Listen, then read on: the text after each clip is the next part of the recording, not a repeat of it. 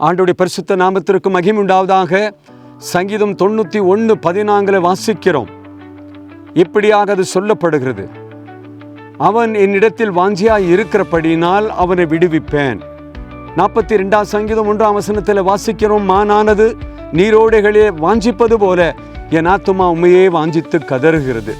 அருமையான தேவனுடைய பிள்ளைகளை, வேதத்தில் பார்க்கிறோம். லூக்கா எழுதின சுவிசேஷம் 19 ஜக்கேயு தன் வாழ்வில் ஆண்டவர் இயேசுவை பற்றி கேள்விப்பட்ட பின்பு நான் அவரை பார்க்கணும் என்கிற ஒரு வாஞ்சி அவனுக்குள் இருந்தது.